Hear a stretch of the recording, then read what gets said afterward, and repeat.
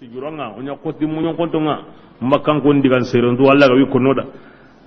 akida tanti kota yani Allah wotin honun nanya wa iwunya nan kami mo be galli Allah da ke bani yani awni qagrita baka sawranunga iwo gilli antinta ako mi kafundo nunun kono wuce yani Allah la murenga jongiti honga bane kengo dungarne بسم الله قوله أد الله تعالى دعامنا الحق كي ينتقون لا محالة كبرانتي وله الملك مرندم الله دعاني يوم لا غير قوتني قوتي ينفخ إذا فوتندني فوتندي قوتا بيقوني عالم الغيب كني فوتندي هلاندينا futandi hana honsuwo kalla futandi hillandi honsuwo ngarni kenka malika yugo gollenge mutongo kenga Israfil butu nyawa ken maga ke butu hongarnten su asubboten pakenga hongarnte sugona asubboten pakenga himbe ga nakara ken bote mo begene himbe ga nakara ken bote mo begene agandalu Allah la kota be ina kutensu kari wa ken kodanga awo hanken fu nurini nyonke zorni andalu ala kota be gaina besu undi awa futu awo hanken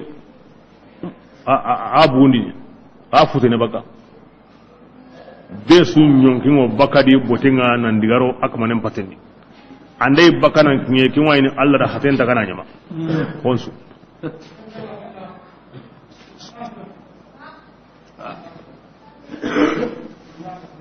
kini budu gore ngari no awar kenko wan fiqa fi sur fa sa'iqa man fi as-samawati wa man fi al-ard illa man sha Allah ثم نفخ فيه أخرى فإذا هم قيام ينظرون أن الله إنه سكري أواف الساغني كتدويا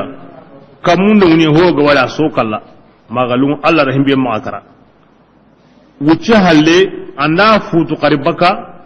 كبرنا أنا قصاغرا ولي بيل بلنا نسقي يوكم أن تانجين دي كبر أمانية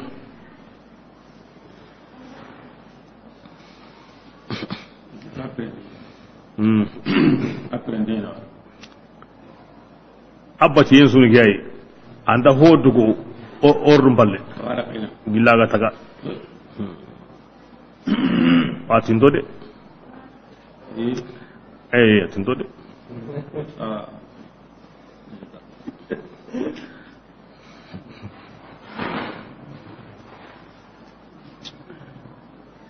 على حقيقة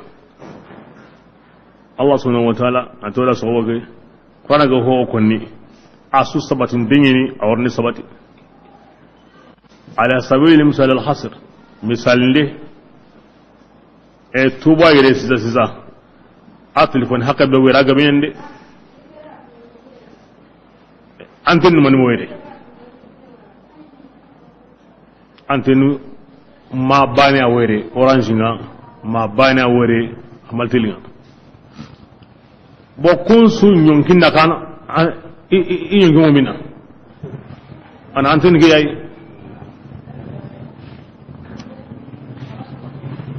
antun ge ganda nyagami aso nyagami aganda bono aso bono bilenga ko su nyonkin nan ngari hibane to ke misalin wani gabe wadunar lenki gugunun manimi arajo arjun gabana tingana isu nyongin age ana mai kunan siya aga wono he aga ntano wa wa kebira nan di hoba ne honsuwo mallike kira wa subun ne ara wa su suronde ne ken gol kemmen gabe ko ren kamallen na qur'an ala koni on saga jago yangini nga Allah kada ho gabe ko yoy lengi himbe go hakaran dangutu ni jaja to ngeni ko e armar mun mi kata kanyana Allah ga tira ke bidenga ngoti kille makni kin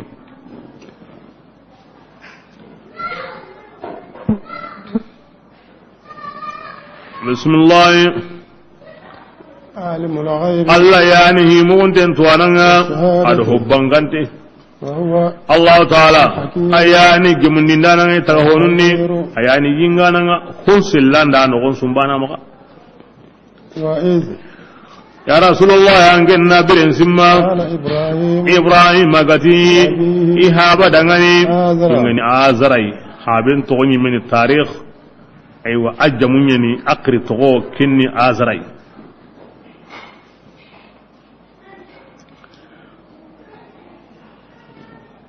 بسم الله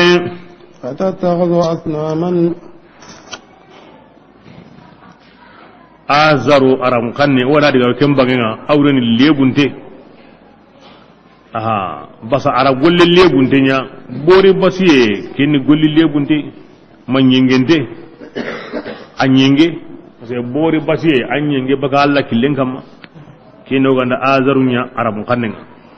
nyengente wal mal lebunte bismillah ati hawa da ankin na boro nunya dabari ni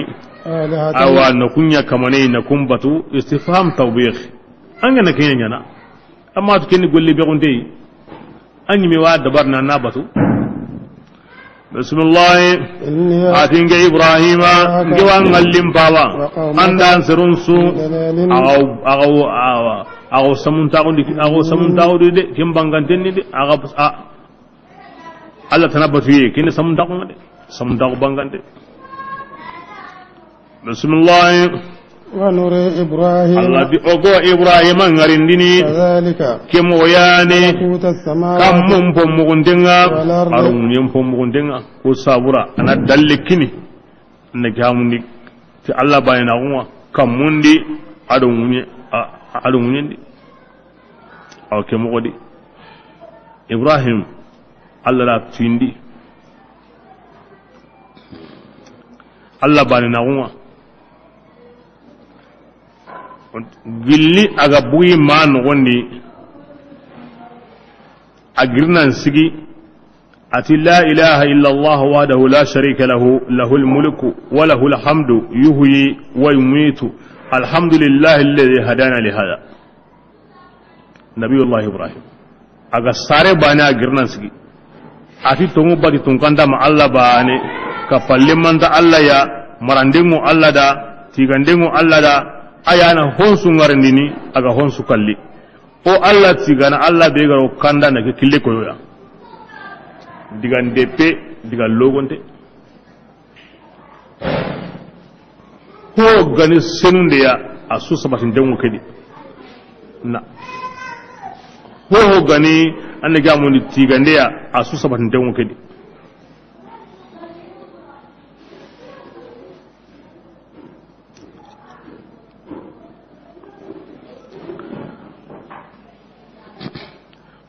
الملكوت رمقان نتائكني للمبالغة كما الرغبوت الرهبوت الرحموت يعني الرغبة والرهبة والرحمة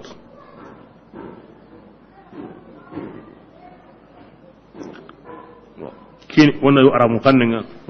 هي جوانو أو هونو ونو كندران أو لاداني مغادي سوفي كم مغا دانفرانو muluk ndo malakutun naga e kum ma ngana al muluk kenni ogo himbe walli o yarenga al malakut kenni ogo anta himbe wallo yarenga koy kampatin no adu himbe gawon muni ke kam o yaago himbe aro kan ko teke bangi be go do yaago kenga wodi ken al muluk muni ke wure wal makam mu ken no gondi digana wodi ken al malakut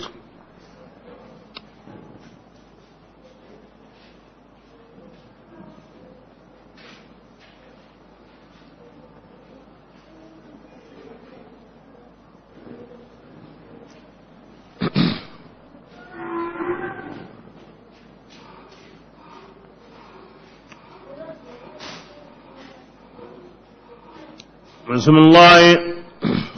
allati orangarndi kammu umpo maranten su ara munyen po maranten su naam orangande kammo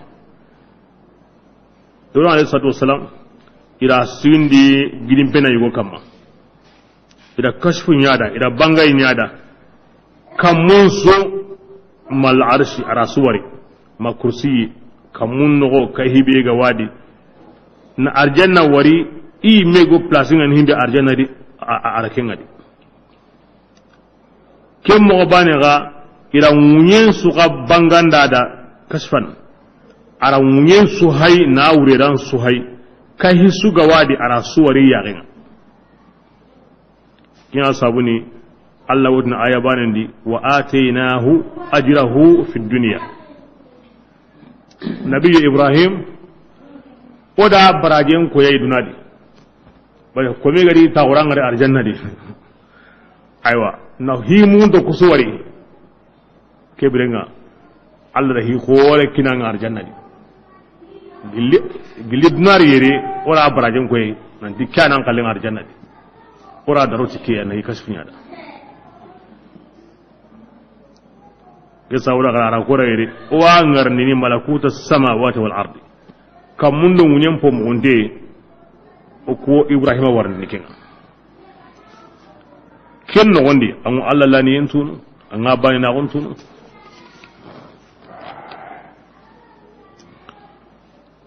bismillah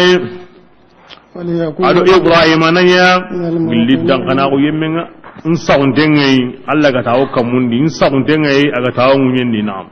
ngai me yaga na warqa wa ilmul yaqin ainul yaqin ken dan kana ko bismillah falamma o gillahi way birambe janna al-laylu urunga bitambinni nabillahi Ibrahim ay ahayni sanen way qisagu munadikeni zahratu yayi ala Ibrahim adi iserun nangani parce que ni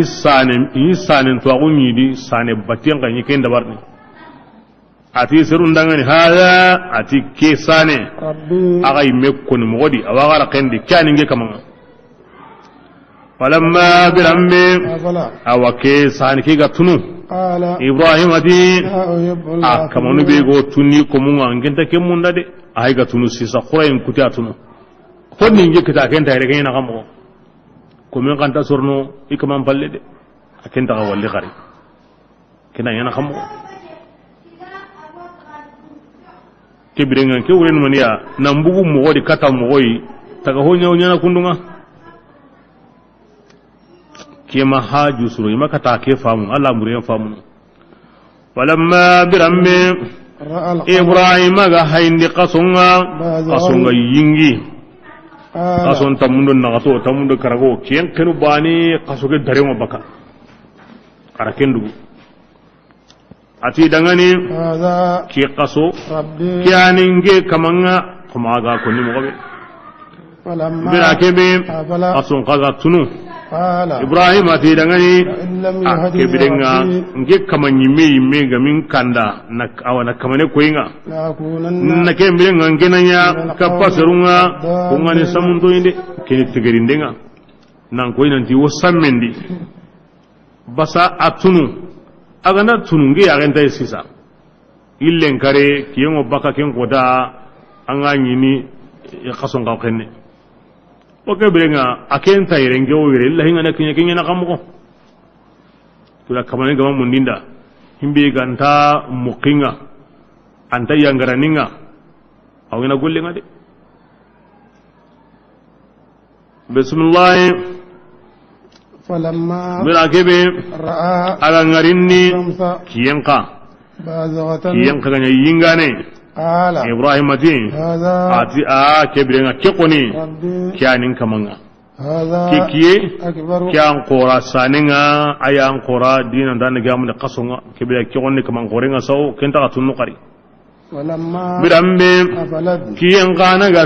aga mazan kawo nan tunu ke da koni hujjan sembi kamma basko honu mi sanen batunu honu kason batunu kamang qoren ni kiyenga waka wenga ala wutu wura ngari ni hina daiban akin golle mun kin mokodi na wutu wura daga hina kata kamuwa ina ande boru nun ka waren wurni ala hotugun su qoso na sagaren jongi ho koren kanen فسألوهم إن كانوا ينطقون تحكم أحمد وسهري قال يزرني هم يقرأ يقصوا أي من تراكوني يو نعوتو سانينغا نالي قصونا أنغا سانينغا بطل أنغا قصونا بطل أي بيان يغا بيان يغا انتي أين خمو يكيغو إنه غوري نساو كنت أغنى كغاهي بسم الله فلما برمبين قص أو السانين قهنا أدغو أكيين قهنا قنو قال إبراهيم أتيدا أتيانسر كبيرنا خشيد كون إبراهيم بريء كني بارانا جل هونغا أغو كم بيلا كبا كني شيدان أكو دامو ناقو كبيرنا الله تنا الأجرام السماوية الحادثة هو أغود كمونيا نغا هو غادي تكاو سنتين دي nge buga so batiyendi ndi akata koy senti honu senti ndana Allah yani taghonu tagandana neknya batul bismillah kebrenga itatinge ibrahima wajhatu wajhiya itanke na mani basuni kinda tingerim batiye ari nyimendo sujon koy ndo su kare kare onya kamane dangane kebe ga tagandi kamununga agara munyen taga kebrenga ngenya ibrahima nya mila nay bakadina buren sumaka wa makkan atinge ibrahima manya billahi lakabana de ken ibrahima digan qasenga makkan ko hillaka bitu ibrahima yanti kunduwa ibrahim ari serunyi me arako ike hiji hillaka pana ibrahim daiman akan kemo yadi aw signe daiman ay me gollini kemo ataraqi ande an qilli asigne tanga ay me kana himman kana ken sigenyi daiman abaka wure danyi katakamunga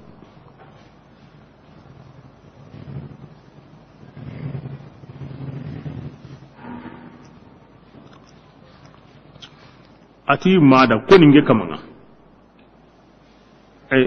ati nge anan kamanga ati ko nange kamanga ata ampawa ati ko ampawa kamanga ati namrud